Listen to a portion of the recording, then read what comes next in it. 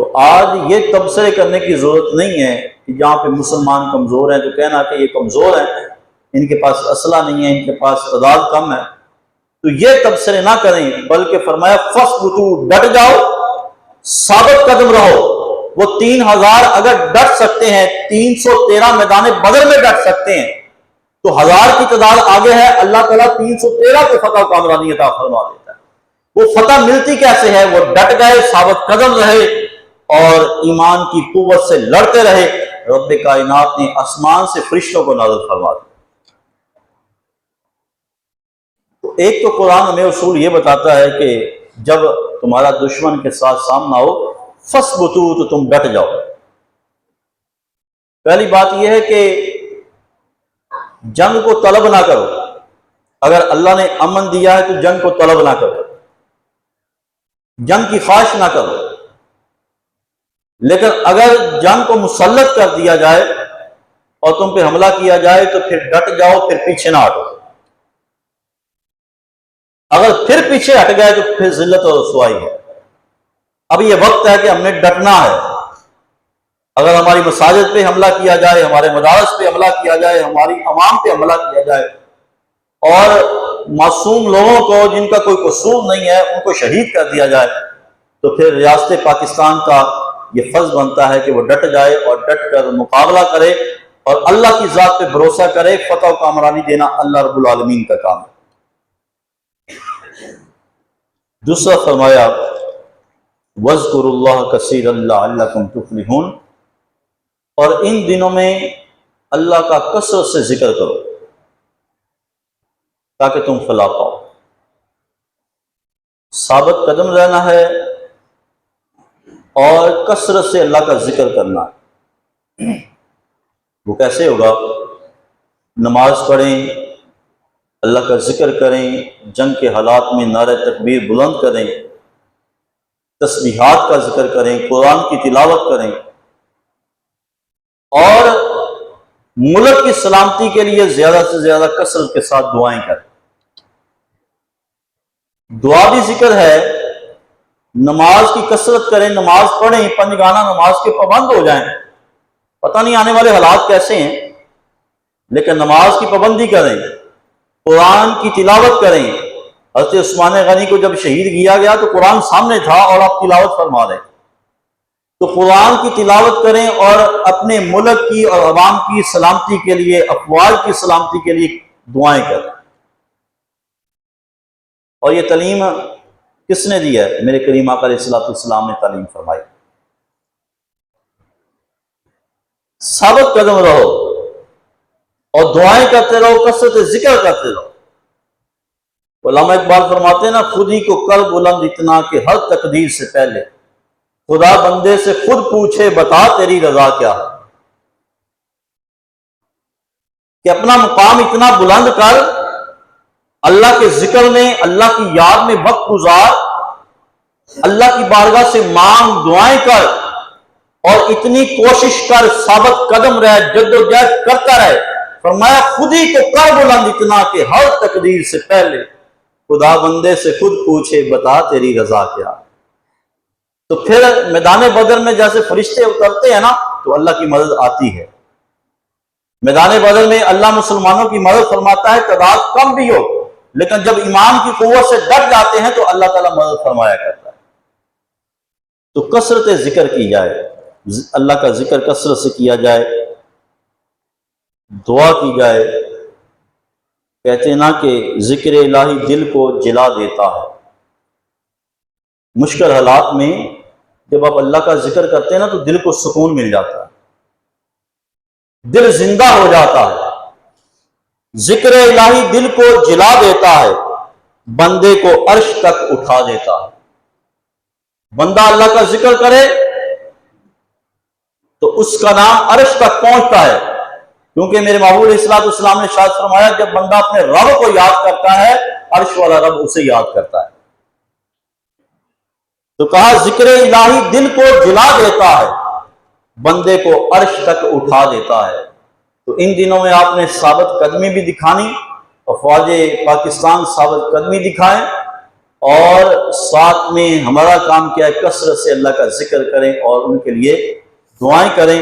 تیسرا کام قرآن میں جو بیان کیا، فرمایا وَأَطِیعُوا اللَّهَ وَرَسُولَهُ، اللہ کی اطاعت کرو اور اس کے رسول کی اطاعت کرو۔ وَلَا تَنَازَعُوا فَتَفْشَلُوا، فرمایا جھگڑے میں نہ پڑنا، تنازع میں نہ پڑنا، اگر ایسا ہوا تو تم بکھر جاؤ گے۔ وَتَذْهَبَ رِيحُكُمْ، اور تمہیں ہوا لے جائے گی اڑا کر۔ اتفاق و اتحاد ہے کہ اتفاق سے رہنا ہے، اتحاد کے ساتھ رہنا ہے۔ آپس کے سیاسی اختلافات کو ختم کر دو، آپس کے اختلافات کو ختم کر کے ایک پیج پہ آ جاؤ۔ جب تم آپس کے اختلافات کو ختم کر دو گے اور وطن عزیز کے دفاع کے لیے متحد ہو جاؤ گے تو دشمن کے ناپاک عزائم کمزور پڑ جائیں۔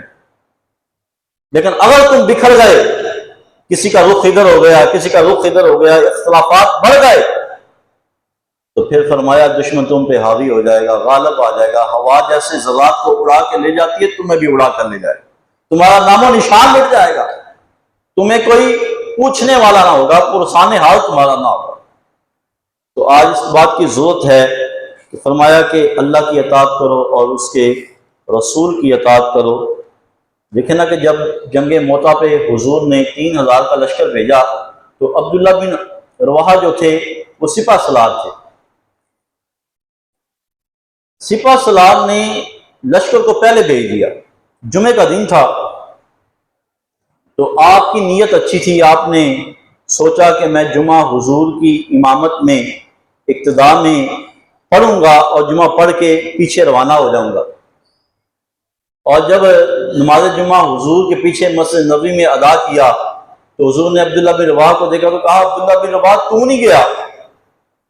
کہا حضور میں نے لشکر کو بھیج دیا ہے اور میں نے ارادہ کیا کہ جمعہ آپ کے پیچھے پڑھوں، اس کے بعد جو میں روانہ ہو جاؤں گا، جا کے مل جاؤں گا لشکر کے ساتھ۔ میرے محبوب علیہ السلام نے ارشاد فرمایا جو صبح کے وقت نکلے نا، جو اجر و ثواب ان کو ملا تمہیں ساری عمر نہیں مل سکتا۔ کہا سارا دولت بھی خرچ کر دو، اپنا سارے سامان بھی اللہ کی راہ میں خرچ کر دو، لیکن جو صبح کے وقت ملے ہیں ان کا اجر و ثواب تمہیں نہیں مل سکتا۔ تو پتہ چلا کہ اطاعت ضروری ہے ان حالات میں۔ اللہ اور اس کے رسول کی اطاعت کریں، فرما بردار بن جائیں اللہ اور اس کے رسول کے، اللہ اور اس کے رسول کے احکامات کو ماننے والے بن جائیں، اور اللہ کی بارگاہ میں دعائیں کثرت سے کریں۔ اور دوسری، اللہ کا حکم اور نبی کا کلام ہے راہ ہدایت کا روشن نظام۔ اللہ کا حکم اور نبی کا کلام، اللہ کا حکم کیا ہے؟ قرآن ہے، نبی کا کلام کیا؟ حدیث ہے۔ فرمایا اللہ کا حکم اور نبی کا کلام ہے راہ ہدایت کے لیے روشن نظام۔ یہ کہ جو روشن نظام اللہ نے اور اس کے رسول نے دیا ہے، فرمایا اس کی اطاعت کرو، اگر اطاعت کرو گے تو اللہ تعالیٰ تمہیں سلوک روئی عطا فرما دے۔ اتحاد و اتفاق، ڈٹ جاؤ، متحد ہو جاؤ، اور آپس کے اختلافات کو، سیاسیوں، معاشیوں، معاشرتیوں، ہر طرح کے اختلافات کو چھوڑ دو۔ جیسے غزوہ بدر میں 313 ڈٹ گئے تھے، اور صلح حدیبیہ کے موقع پر وہ جو صلح حدیبیہ کا معاہدہ تھا اگرچہ وقتی طور پر مسلمانوں کے لیے نقصان دہ تھا، لیکن سارے متحد ہو گئے، مان لیا، اللہ نے فتح مکہ عطا فرما دی، مکہ کو فتح کر لیا۔ اور مارکہ یرموک ہے، حضرت خالد بن ولید، یہ جو سیاسی اختلافات ہیں نا، حضرت عمر فاروق کا دور دیکھیں، خالد بن ولید تھے، حکمران تھے، وزیر تھے۔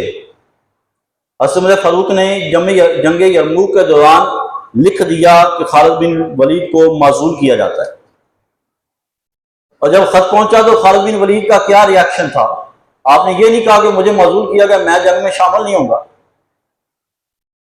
جو ہے اختلاف نہیں کیا، بلکہ سر تسلیم خم کر دیا، کہا کہ عمر فاروق کا حکم ہے تو میں اس پہ راضی ہوں کہ اگر مجھے معزول کیا گیا ہے تو میں اس پہ راضی ہوں۔ اور اس مشکل وقت میں حضرت عمر فاروق کے ساتھ کھڑے تھے۔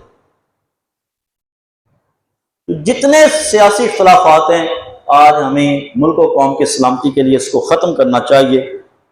اکیلا ہو تو کیا حاصل، بکھر جاتا ہے پتا۔ اکیلا ہو تو کیا حاصل، بکھر جاتا ہے پتا۔